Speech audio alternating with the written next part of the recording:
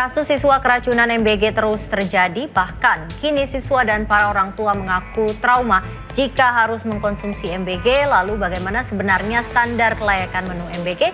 Menjelaskan peristiwa terjadi, berbagi fakta pagi ini Syifani Aisyah bersama Ketua Badan Gizi Nasional Dadan Hindayana. Kasus keracunan program makanan bergizi gratis atau MBG menjadi ironi.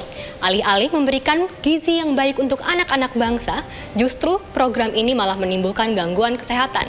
Saat ini Fakta 62 akan berbagi fakta bersama Kepala Badan Gizi Nasional Bapak Dadan Hindayana. Selamat pagi Bapak. Pagi Mbak Ca. Apa kabar Pak? Baik, Alhamdulillah. Oke Bapak, kita akan langsung saja ya Pak ya.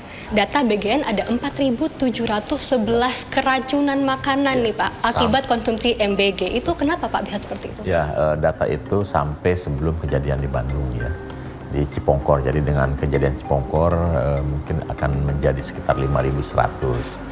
Dan alasannya berbagai macam ya.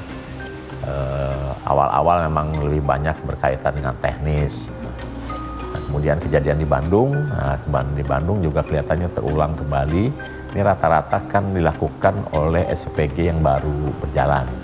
Dan SPG yang baru berjalan ini kelihatannya ada keinginan untuk mengejar target penerima manfaat sebanyak-banyaknya. Jadi yang di Bandung contohnya itu kan melayani hampir 3.600 ya. Dan mereka ingin mengerjakan dalam waktu singkat, sehingga kami sebenarnya untuk SPG baru itu memberikan instruksi agar memulai dengan jumlah sedikit. Berarti dari sistem keamanan dan pengawasan yang perlu diperhatikan Pak, karena ada makanan yang basi atau kadaluarsa? Ya, kami tingkatkan terus SOP yang kami miliki ya. Seperti kita kan sudah ketika mitra bergabung dengan kami kan seluruhnya sudah mengikuti SOP yang kami terapkan. Di atas jam 1 harus dimasak di atas jam 1, jam setengah 2. Jadi nggak boleh masak lagi malam hari, tapi harus masaknya subuh agar masih dalam keadaan fresh. Setelah itu mereka harus mampu mendeliver dalam waktu 4 jam setelah masak, sehingga masih dalam keadaan segar. Dan untuk hal seperti itu bisa dicapai kan butuh pembiasaan. Ditemukan di beberapa daerah tuh ada gizinya yang tidak sama seperti Pak, nutrisi yang diberikan. Itu kenapa kok bisa seperti itu? Ya gini, kami menetapkan pagu anggaran 3.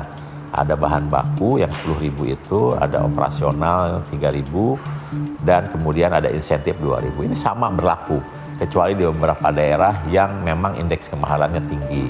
Kelihatannya ada beberapa SPG yang coba memaksimalkan anggaran 10.000 itu sehingga menunya tampak seperti mewah, tetapi kami kan sudah meminta ya kepada SPG agar mengupload menunya di media sosial masing-masing sehingga kami bisa nilai menu ini memenuhi syarat, menu ini kekurangan, menu ini bagus sekali.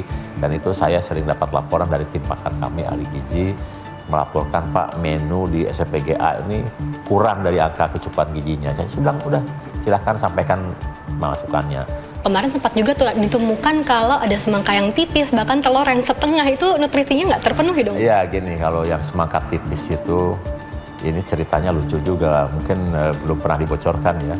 Jadi pada saat mau mengirim ke satu sekolah itu semangkanya habis, sehingga dia berinovasi untuk memotong semangka setipis itu, dan itu sudah ditegur, bahkan sebetulnya pengawasnya kecolongan dan sudah memberhentikan orang itu. Kemudian saya koreksi, jangan diberhentikan, dibina saja. Terkait telur, itu juga laporannya masuk ke Bapak Presiden. Jadi Bapak Presiden sekarang melarang SPPG membuat menu telur 2, orak-arik dan dadar.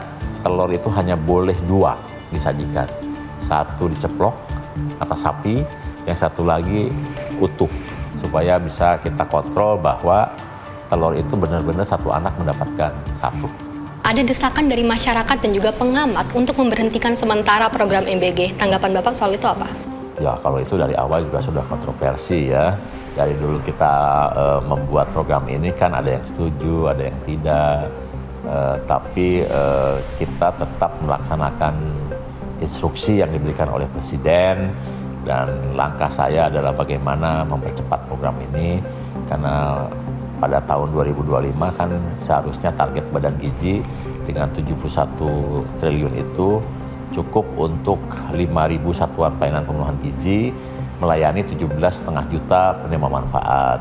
Kayaknya ada yang kecolongan lagi soal pengawasan nih Pak. Soalnya pernah ditemukan di tray MBG itu ada minyak babi. Itu kehalalannya kan dipertanyakan Pak. Kalau itu sih hoax ya. Nah, minyak itu digunakan dalam proses pencetakan food tray itu dari lembaran logam kemudian ingin dibentuk. Nah, pada saat stamping itu supaya mesinnya tidak scratch ya dicetakannya dan kemudian di food tray-nya tidak cracking gitu, maka digunakan pelumas. Setelah dicetak yang di beberapa tempat pabrik yang menggunakan minyak kemudian dibersihkan. Terakhir nih Pak ya, soal ini nih Pak, kualitas dari MBG, ada strategi khusus nggak Pak? Terkhusus untuk kasus yang keracunan ini, dalam waktu dekat strategi khusus apa dari BGN? Ya, kita intensifkan pemantauan ya, dan kita mulai dari hari kemarin dengan mengumpulkan seluruh mitra dan mudah-mudahan nanti betul ya Pak Presiden pulang dari sana ingin mengumpulkan seluruh mitra untuk menghimbau agar lebih menonjolkan kualitas di dalam memberikan program makan bergizi ini ya dan mengoptimalkan dana yang diberikan. Baik, terima kasih Bapak atas jawabannya. Semoga apa yang diluruskan bisa menjawab keresahan masyarakat dan Fakta 62 masih memiliki banyak informasi menarik lainnya. Jangan kemana-mana.